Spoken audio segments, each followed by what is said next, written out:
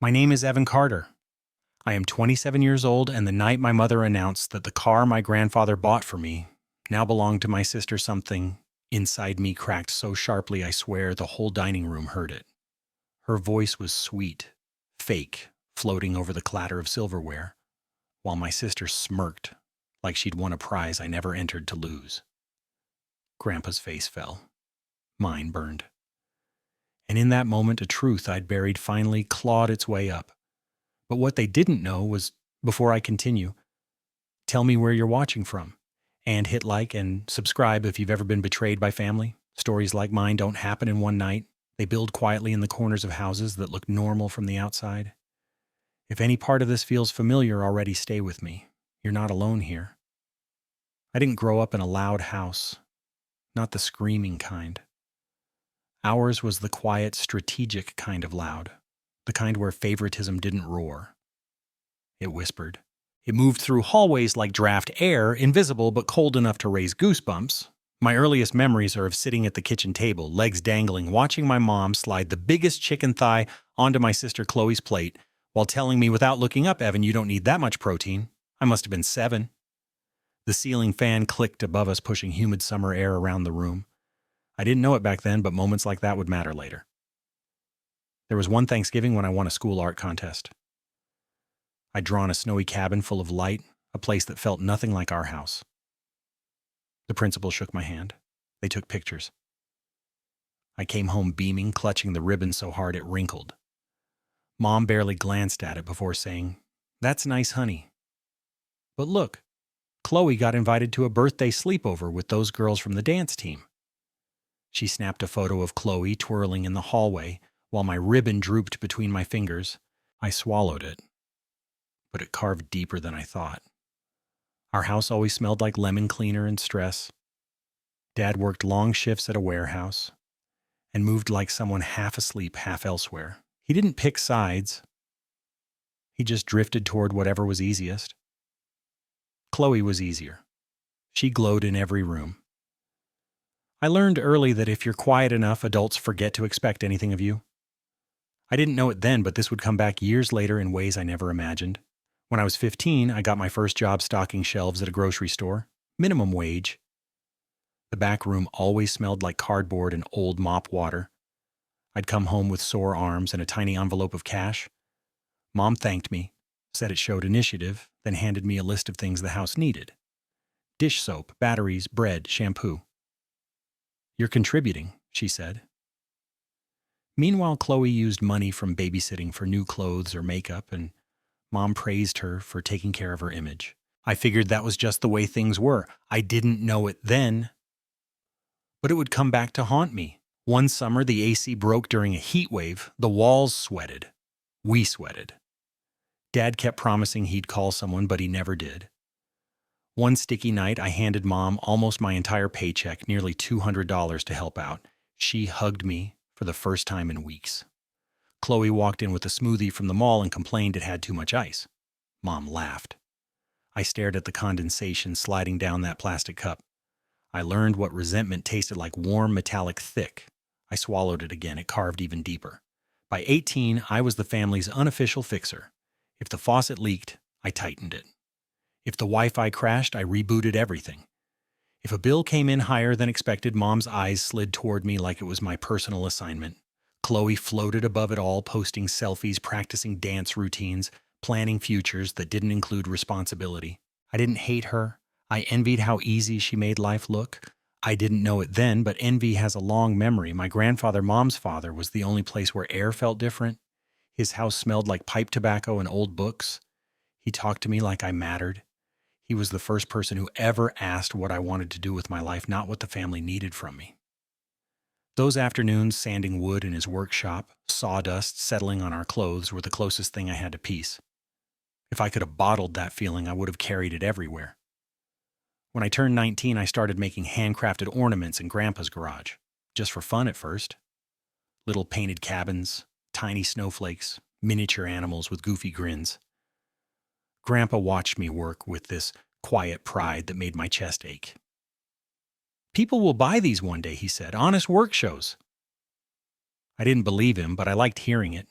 I didn't know it then, but that tiny garage hobby would become the fault line that cracked my entire family open. By 21, I had a small client base teachers, retirees families who liked handmade things. I saved every dollar I could taking the bus in winter with numb fingers because I didn't have a car. One icy morning, Grandpa handed me a wrapped key. A used sedan, reliable, safe. "It's time you had wheels," he said, "for your business." Mom smiled for pictures, but I saw the stiffness in her jaw. Chloe pouted for exactly 6 seconds, then said, "Well, I guess someone has to drive me to rehearsals now." Grandpa didn't respond. His silence was a warning I didn't understand back then. But the truth is, the car changed everything. For a while, the car really did what Grandpa hoped it opened doors.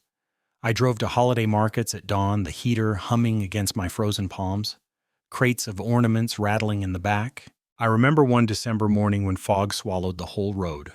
The world looked erased, but inside that little sedan, I felt steady for the first time. Like maybe I had a future I built with my own hands. I didn't know it then, but the sedan would become the center of a storm I never saw coming. Chloe started borrowing the car just for a quick errand, then just for school, then just for a photo shoot. Each time Mom would smile at me like I was being unreasonable for hesitating. "You hardly use it except for your crafts," she'd say. "My crafts." The way she said it soft dismissive made my throat tighten. Chloe would add, "Come on, Evan. Don't be weird." And that was that. Keys dropped into her waiting palm. There was a night in late September when I needed the car for a weekend market an hour away. I'd spent weeks prepping, painting deer, glazing tiny windows, tying ribbons till my fingers cramped.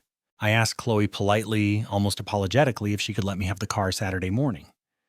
She barely looked up from her phone. No, I already made plans. Mom didn't even pretend to hide the choice she made. Evan, just take an Uber. Write it off." Dad muttered something about not causing trouble. I stood there with paint stained on my jeans, feeling like a guest in my own life. I didn't know it then, but the anger brewing inside me was no longer soft. It had edges now. Bills started getting strange around that time. $40 missing here, $90 there. When I checked my business account, I found charges for ad boosts and brand growth packages. My stomach dropped as I scrolled. Over and over, influencer marketing, content promotion, things I never approved. Chloe said, "Relax, it's exposure for you. And for me, it's teamwork." Mom added, "Family helps family." Dad nodded like a bobblehead. I confronted them, but my voice cracked too soft, too apologetic. Chloe just rolled her eyes. "God, you're so dramatic." I swallowed it. But this time it cut deeper than ever. There's one memory that still flashes bright Christmas Eve, the year before the explosion. Grandpa's living room glowed with warm lights. He handed out presents wrapped in old newspaper.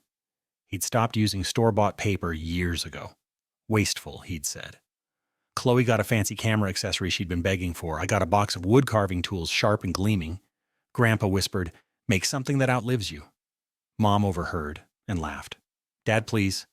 It's just a hobby." I caught the way Grandpa's jaw tightened. I didn't know it then, but he had already started watching everything much more closely. I remember another scene, the kind that sticks like gum to the bottom of your memory, a summer barbecue at my parents' backyard. The smell of charcoal mixed with fresh-cut grass. The air heavy with humidity. Everyone sat around the table talking about Chloe's rising social media stats. Mom kept saying, "She's our star." When I mentioned my small business lease renewal, no one even paused, not one blink. Even the neighbor's dog barking next door got more attention. I smiled, pretended it didn't sting, pretended I didn't feel like a shadow in my own family narrative. I didn't know it then, but that silence was shaping me more than any insult could. By 24, I stopped expecting things to get better. I worked late into the night, the garage cold enough to numb my fingertips, my breath fogging the air. I made lists of materials orders, goals, things I could control. Because everything else slipped through my fingers like water. Chloe borrowed the car more often than I did. Mom let family expenses roll onto my accounts without asking. And Dad kept doing what he did best, nothing. But there was one night, a small moment that hinted everything would one day snap. Chloe came home laughing with her friends, lights from the driveway spilling over their faces. She tossed the car keys on the counter. The metal clattered louder than it should have. I asked if she'd filled the tank. She blinked, confused. No. Why would I? Mom appeared behind her, wiping her hands on a dish towel. Evan, don't nitpick. You're older. You should help her. The words landed like stones. Older meant responsible. Responsible meant exploited. I walked outside into the cold. The car sat in the driveway, streaked with dust, a new scratch on the door. It felt like looking at a version of myself, used, convenient, invisible until needed. I didn't know it then, but I was standing at the edge of the old life I'd soon leave behind, and everything was about to change.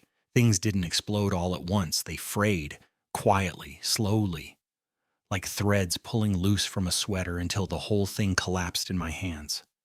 The first real tear came one Sunday morning. Mom barged into my workshop, didn't knock, never knocked, and waved a crumpled bill in my face. The electric bill went up, she said. We need help this month. The we was always her dad and Chloe. Never me. I was the help. I was the fallback plan. I was the silent wallet.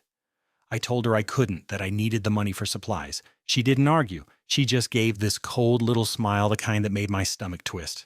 Evan, don't be selfish. Your sister's focusing on her content right now. She doesn't have the bandwidth for a job. Bandwidth. Like we were discussing Wi-Fi, not real life. That night I barely slept. My workshop walls felt closer, the air heavier.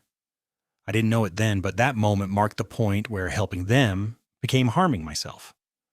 A week later, Chloe borrowed the car again without asking. I walked outside, keys missing from the hook driveway, empty. My chest tightened the way it does when you realize something isn't an accident, it's a pattern. When she finally came home, she breezed past me, wearing new sunglasses.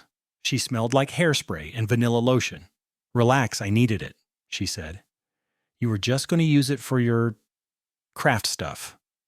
Her friends laughed behind her, low and soft, but loud enough to punch through me. Mom overheard and sided with her instantly. Stop being dramatic, Evan. You hardly drive anyway. That sentence landed harder than anything Chloe said. It told me exactly how they saw me. A placeholder, a utility, something they could rearrange however they liked.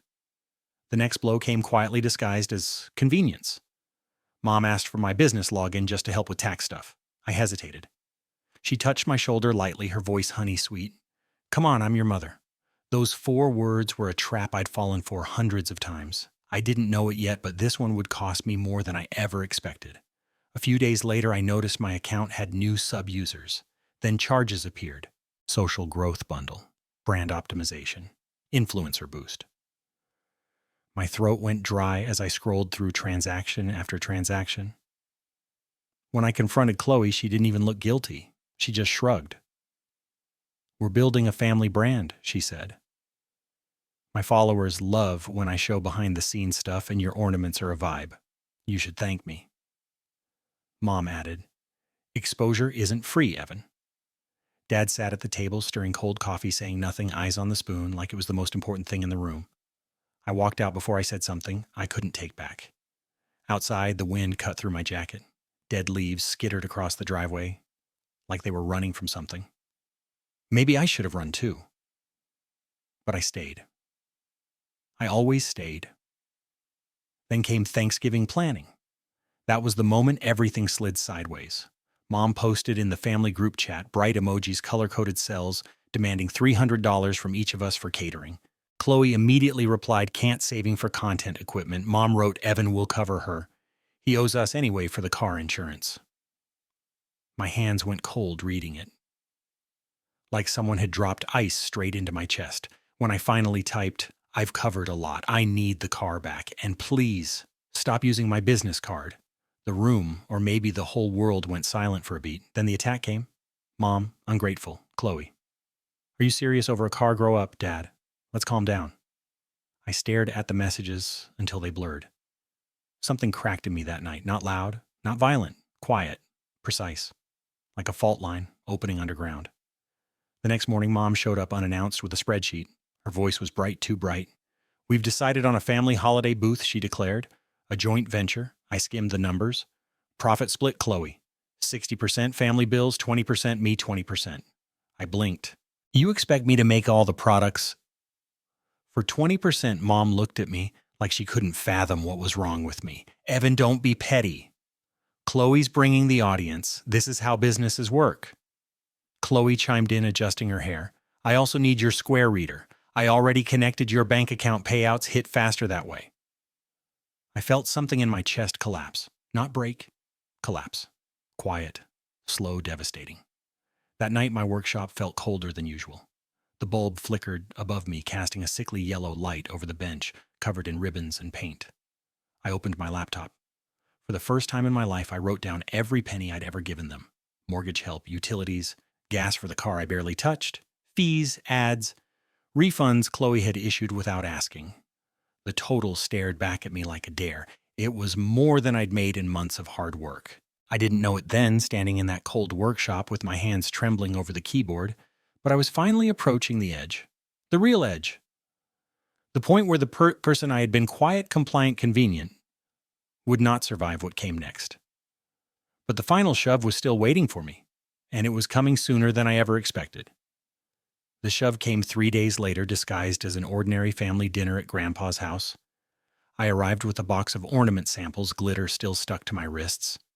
The air inside smelled like roasted chicken and warm bread, the kind of smells that usually lowered my guard. But the moment I stepped into the dining room, I felt something off. The air was tense, stretched thin like a wire ready to snap. Grandpa glanced at me, then at the empty seat beside him. Sit, son, he said quietly. His voice had weight. Mom jumped in fast, filling the space. Dad, don't start. We agreed we wouldn't make this a thing. She smiled at me like everything was normal, like the world wasn't already tilting under my feet.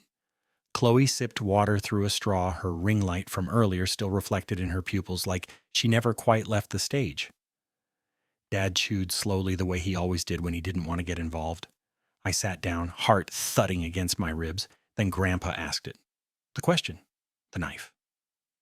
So Evan, he said, cutting his peas with slow, deliberate motions. Where's the car I bought you? The room froze. Mom's fork clinked against her plate. Chloe's straw squeaked. Dad inhaled sharply but didn't say a word. Mom answered before I could open my mouth.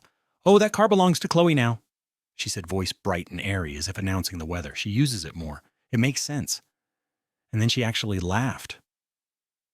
A soft, polished laugh, like she'd rehearsed it. My throat tightened. Heat crawled up my neck. But my voice, the voice I'd always buried, rose anyway. No, I said quietly. The word felt heavy, solid, like it had roots. Everyone stopped. Even the clock on the wall seemed to hold its breath. Mom turned toward me slowly. Evan, don't be ridiculous, Chloe scoffed. Oh my God, you're not seriously making this a big deal?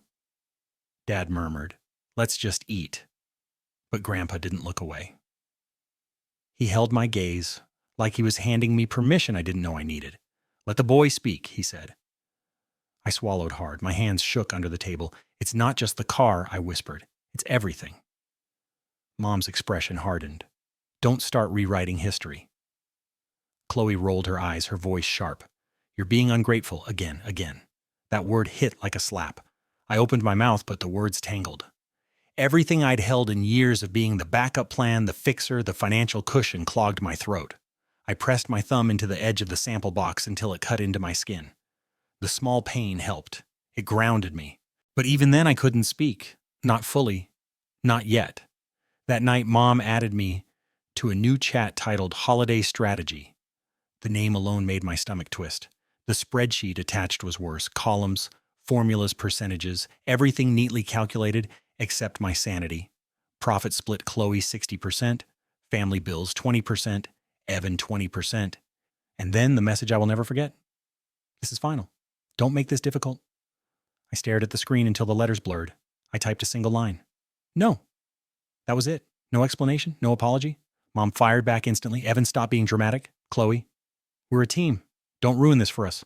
Dad, let's talk later. But something in me had already shifted.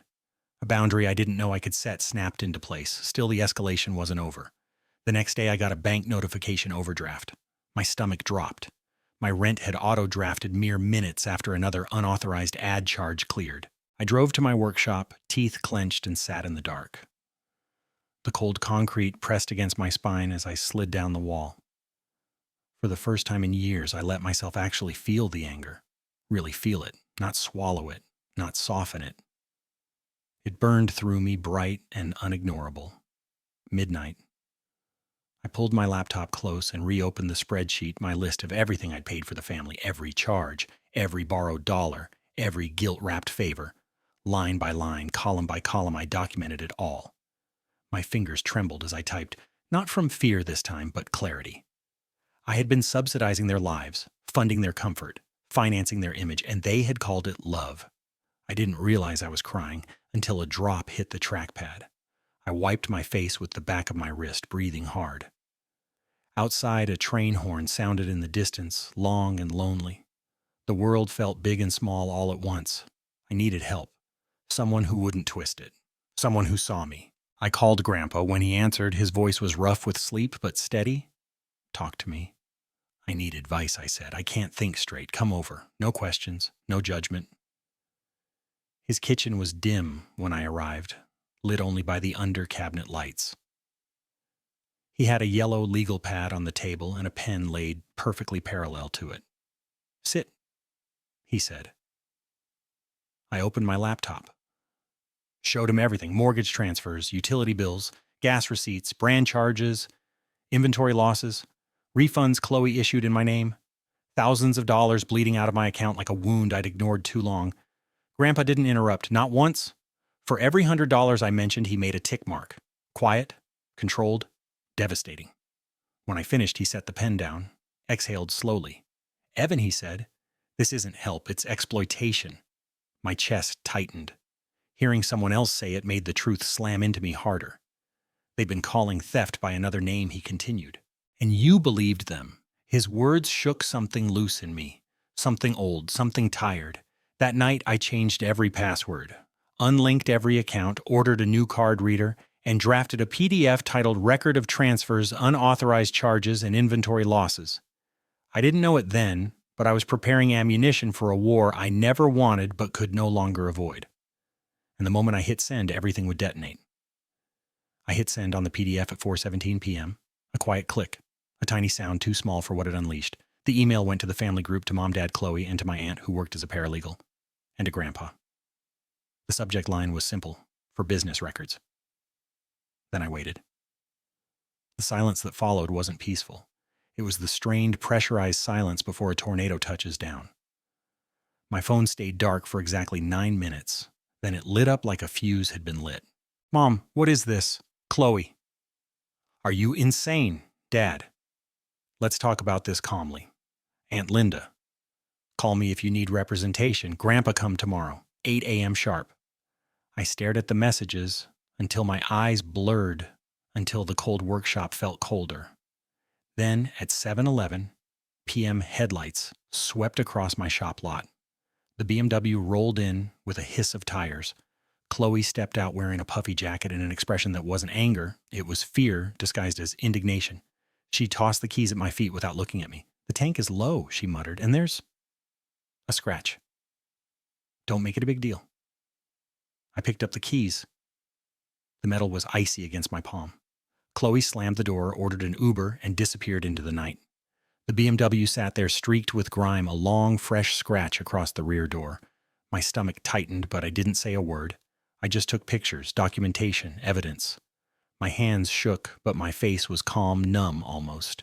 Inside the workshop, I leaned my forehead against the cool metal roof of the car. It felt like touching a gravestone, like burying the last version of myself who accepted this kind of life. In the dim light, I whispered to no one. No more. The next morning, I drove to Grandpa's house before the sun was fully up.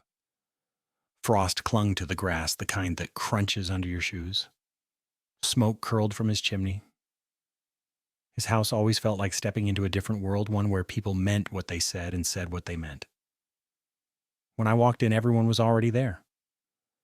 Mom stood with her arms crossed, wearing a tight smile that didn't touch her eyes. Chloe sat slumped in a chair, scrolling her phone aggressively. Dad hovered near the counter, hands in his pockets, looking like he wished he could fade into the wallpaper. Grandpa stood at the head of the table, 2 folders laid out neatly, one manila, one deep blue. His expression was stone. Sit, he said. The word wasn't loud, but it carried weight. Everyone obeyed. Grandpa opened the manila folder, first my spreadsheet printed and highlighted. The rustle of paper sounded like a verdict. We're going to start with numbers, he said. His voice was calm, but the air in the room tightened, because numbers don't lie. People do. Mom scoffed softly. Dad, please.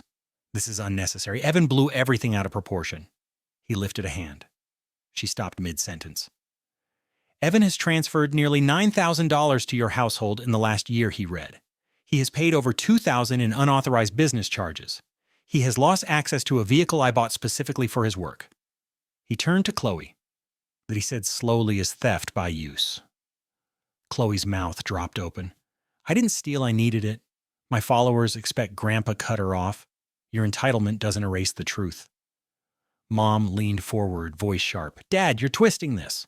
Evan is making himself into a victim. He's always been dramatic. Enough. Grandpa's voice cracked against the walls, firm, commanding.